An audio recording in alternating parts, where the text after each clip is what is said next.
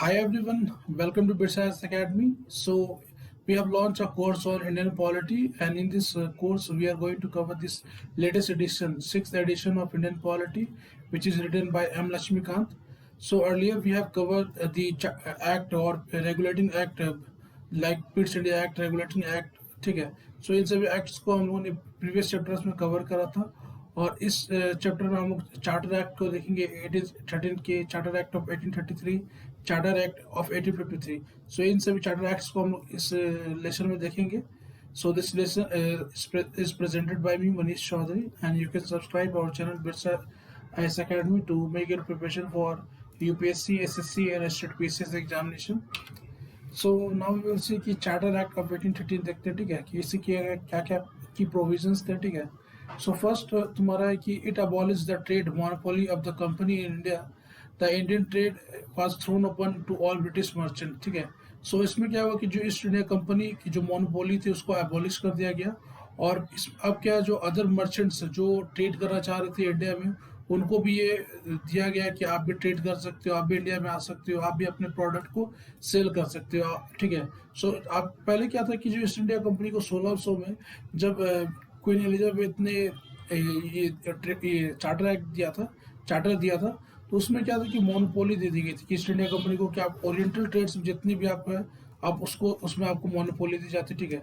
तो लगभग 200 साल तक ईस्ट इंडिया कंपनी को मोनोपोली थी, ठीक है. लेकिन जब ब्रिटेन में बहुत सारे अदर जो कंपनीज थे वो इमर्ज किए, तो वो लोग भी प्रेशर करने लगे ब्रिटिश क्राउन पर, ब्रिटिश पार्लियामेंट पे, कि हम लोग को भी मौका मिलना चाहिए कि हम लोग भी इंडिया में आए, हम लोग भी इसको ट्रेड करें यहाँ, ठीक है, और हम लोग भी बेनिफिट प्रॉफिट करें. तो इसके कारण बहुत सारे अदर कंपनीज ने प्रेशर करा ब्रिटिश पार्लियामेंट को, और फिर ब्रिटिश पार्लियामेंट ने इसको देखकर एक डिसीजन लिया जिसमें चार्टर एक्ट 1830 में इसमें क्या हुआ कि monopoly of East India company को एबोलिश कर दिया. मीन्स कि अदर कंपनीज भी अब आ सकते हैं इंडिया से, मतलब ब्रिटेन से इंडिया आ सकते हैं और यहाँ का ट्रेड कर सकते हैं, ठीक है. लेकिन इसमें एक प्रोविजन था कि however it continue the monopoly of the company over trade in T and trade with China, ठीक है. सो टी की जितनी भी ट्रेड होगी और trade with China, so China से लेके जितनी भी ट्रेड होगी, ठीक है, वो अभी भी ईस्ट इंडिया कंपनी के हाथ में आएगी, ठीक है. और आपको पता है कि टी के कारण अमेरिकन रेवोल्यूशन भी हुआ था, ठीक है. सो ये ईस्ट इंडिया कंपनी की काम थी, ठीक है. सो सेकंड तुम्हारा कि it asserted the sovereignty of British crown over the company territories in India, ठीक है. सो इसमें बोला गया कि जो ब्रिटिश क्राउन होगी वो सॉवरन होगी. जो भी कंपनी ने आज तक जितनी भी टेरिटरी अपने अंडर एनेक्स की है, वो बेसिकली उसका जो सॉवरन होगा वो ब्रिटिश क्राउन होगी, ना कि ईस्ट इंडिया कंपनी होगी, ठीक है. आप अगर देखोगे तो ये 3 प्रेसिडेंसीज थी, जैसे यहाँ बंगाल थी, या बॉम्बे थी, या मद्रास थी, ठीक है. सो ये प्रेसिडेंसी थी. फिर अदर जितने भी स्टेट्स आए थे, प्रिंसली स्टेट्स को जिन्होंने ईस्ट इंडिया कंपनी को एनेक्स करा था, ठीक है. सो जितने भी टेरिटरी अगर ईस्ट इंडिया कंपनी ने अभी तक जितने भी एनेक्स किए थे, उसका जो सॉवरेनिटी होगी वो किसके पास होगी? ब्रिटिश क्राउन के पास होगी, ठीक है. नेक्स्ट हमारा it allowed the Christian missionaries to come India for the purpose of uniting people, ठीक है. सो पहले क्या थे, फ्रेंच मिशनरीज आए थे, और सॉरी इंग्लिश मिशनरीज आए थे, फ्रेंच मिशनरीज आए थे, लेकिन वो उनका जो पर्पस था वो था क्रिश्चियन रेजिस्टेंस टू इस्लाम, ठीक है. सो जो वो क्या करते, थ्रू क्रिश्चियनिटी वो इस्लाम के जो प्रोपोगेशन हो रहे थे उसको रेस्ट्रिक्ट करना चाहते थे, ठीक है. लेकिन जो ब्रिटिशर थे उनका ये एम नहीं था. वो बेसिकली आए थे क्योंकि मिशनरीज जो भी थे, क्रिश्चियन मिशनरीज ने, उसने भी ब्रिटेन के क्राउन पर ये प्रेशर बनाया था कि हम लोग को, जो इंडिया के जो पुअर पीपल्स है, उनको सिविलाइज करने के लिए हमको मौका मिलना चाहिए. और डेट इज वाई बहुत सारे जो मिशनरीज थे उनको ब्रिटिश क्राउन के की परमिशन मिली और वो इंडिया में आए, उन्होंने अपने रिलीजियस को प्रोपोगेट किया, ठीक है. So it provided for the spread of Western education among the inhabitant of the British territory in India, ठीक है. सो इसमें ये भी बोला गया वेस्टर्न एजुकेशन की बात की गई, ठीक है. सो आप अगर मॉडर्न एजुकेशन आप अगर इंडिया में देखोगे तो modern education is basically introduce by lord Macaulay. So lord Macaulay जो है वो बहुत ही इम्पोर्टेंट पर्सन है when it comes to modern India, क्योंकि मॉडर्न इंडिया में अगर आप देखोगे कोडिफिकेशन ऑफ लॉज है, ठीक है. अभी जो लॉ कमीशन है, कोडिफिकेशन लॉज वो लॉर्ड मैकॉले ने करा था। सिविल सर्विसेज की जो बात थी वो लॉर्ड मैकॉले के समय हुई थी। मॉडर्न एजुकेशन की बात लॉर्ड मैकॉले ने करा था। और मॉडर्न एजुकेशन जो थी वो लॉर्ड मैकॉले ने एज अ कंपलसरी गिफ्ट दिया था कि आपको मॉडर्न एजुकेशन पढ़ना ही होगा। लेकिन इसमें ये लूफोल थी कि हम लोग को जो मॉडर्न एजुकेशन मिला वो टेक्निकल नहीं था। तो उसमें प्रॉब्लम क्या थी कि हम लोग को लिटरेचर पढ़ाया गया, हम लोग को टेक्निकल चीज़ नहीं पढ़ाई गई। और इसका ये हुआ कि हम लोग इंडिया में इंडस्ट्रीज डेवलप नहीं हुई। आप अगर पोस्ट इंडिपेंडेंस पढ़ोगे तो हम लोग लेट पोस्ट इंडिपेंडेंस तक हमारे इंडिया में बहुत सारे इंडस्ट्री डेवलप नहीं थी। लेकिन आप अगर यूरोप में देखोगे तो इंडस्ट्रियल रेवोल्यूशन चल रहा था। मीन्स कि अगर उन्होंने अगर टेक्निकल एजुकेशन दिया होता है इंडियंस को तो यहाँ भी इंडस्ट्री सेटअप होती है। लेकिन ब्रिटिशर थे, वो ये नहीं चाहते थे कि यहाँ भी इंडस्ट्री सेटअप हो, क्योंकि अगर यहाँ इंडिया में भी अगर इंडस्ट्री सेटअप लगेगी तो जो इंडस्ट्रियल रेवोल्यूशन जो ब्रिटेन में पीक पे था उसमें डाउनफॉल हो जाएगा। ठीक है। सो दैट इज़ वाई जो ब्रिटिशर्स ने किया था कि इंडिया को as a raw material use किया था, कि जितने भी रॉ मटेरियल उसको यूज़ करते थे इंडिया से लेके जाते थे ब्रिटेन, और ब्रिटेन में उसको फिनिश गुड बनाते थे और फिर उसको इंडिया के मार्केट में इम्पोर्ट करते थे और उसमें बहुत सारे फिर प्रॉफिट कमाते थे। ठीक है। और फिर अगर एजुकेशन देखोगे तो एक आया था वुड डिस्पैच, जिसको Magna carta of Indian education भी बोलते हैं। ठीक है। सो ये जो लॉर्ड मैकॉले कमेटी, ठीक है, और ये वुड डिस्पैच, ये दोनों ने इंडिया के जो modern education during the britisher era में बहुत इंपॉर्टेंट रोल प्ले किया है। ठीक है। So it authorized the local government in India to impose taxes on person. They could also punish the person for not paying taxes. So इसमें ये बोला गया कि जो लोकल गवर्नमेंट है उनके पास पावर होंगे कि वो टैक्स इम्पोज कर सकते हैं। और अगर कोई पर्सन अगर वो ओबे नहीं करता कि वो टैक्स पे नहीं करता तो उसके खिलाफ जो लोकल गवर्नमेंट है वो एक्शन भी ले सकती है। और आप आज के प्रेजेंट डे में भी देखोगे तो पंचायती राज इंस्टीट्यूशन है। सो पंचायती राज इंस्टीट्यूशन के पास भी सर्टन पावर्स होते हैं कि वो लोकल टेरिटरी में जितने भी उनके ज्यूरिसडिक्शन में आते हैं वो सर्टन टैक्सेस इम्पोज कर सकते हैं। क्योंकि उनको उनकी भी रेवेन्यू, क्योंकि आप देखोगे तो रेवेन्यू की ज़रूरत लोकल गवर्नमेंट्स को भी होती है टू डू लोकल डेवलपमेंट्स। ठीक है। ये जैसे रोड बनाना, ये सब जितनी भी लोकल चीज़ें हैं। ठीक है। फिर नेक्स्ट है तुम्हारा चार्टर एक्ट ऑफ 1833। सो इसमें बोला गया था act was the final step toward centralization of British India. ठीक है। सो ये फाइनल स्टेप था toward centralization of power. Centralization of power का मतलब होता है कि एक हैंड में सभी पावर्स को दे देना। ठीक है। डिसेंट्रलाइजेशन का पावर मतलब जैसे आप अगर सेंटर में देखोगे, आप इंडिया के अगर फेडरल सिस्टम को देखो, सेंट्रलाइजेशन पावर होता है कि मीन्स बहुत सारे जो पावर्स है जो सेंटर एंजॉय करती है, जैसे emergency power, other power.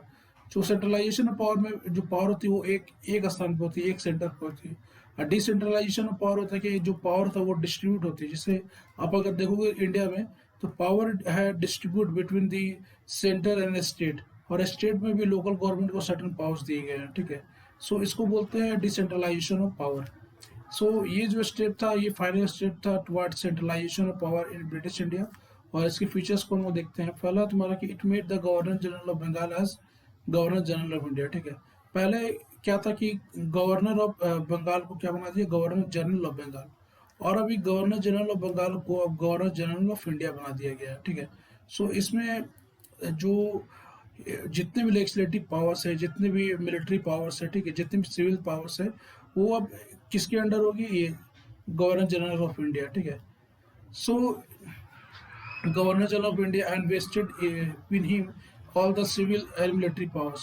Thus, the act created for the first time government of India having the authority over the entire territory area possessed by the British India.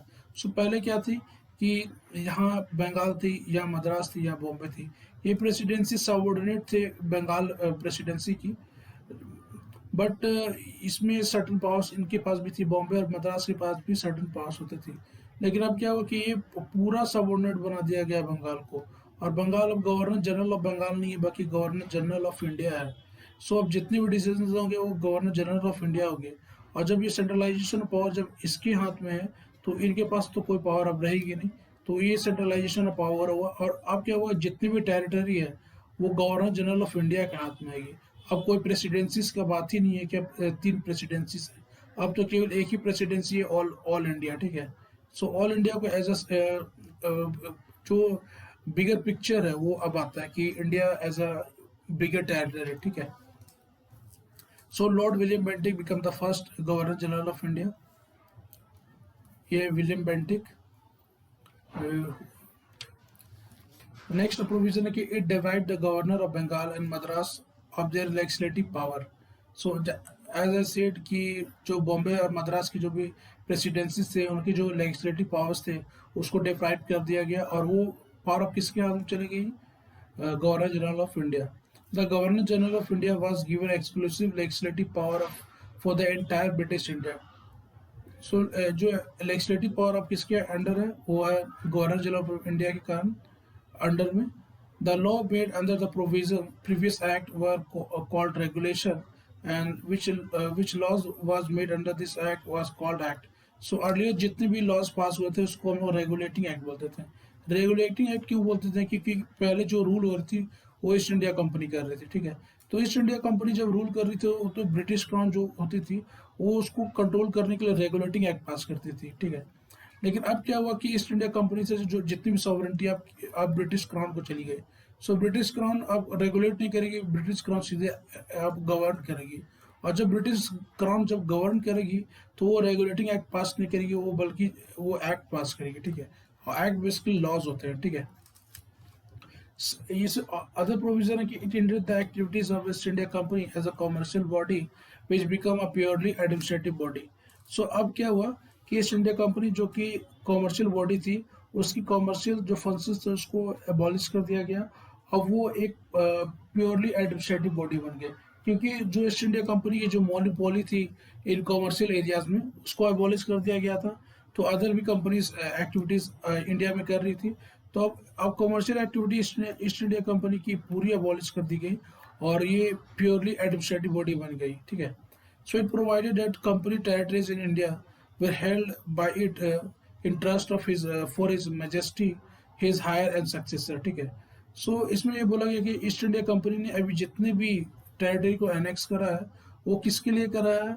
For his majesty, मतलब जो British crown है उसके लिए east India company ने अभी जितने भी territories जिसको उन्होंने एनेक्स करा है वो ब्रिटिश क्राउन के लिए करा है और उनके जितने भी सक्सेसर होंगे उनके लिए करा है। So Charter Act of 1833 attempted to introduce a system of open competition for the selection of civil servant, ठीक है।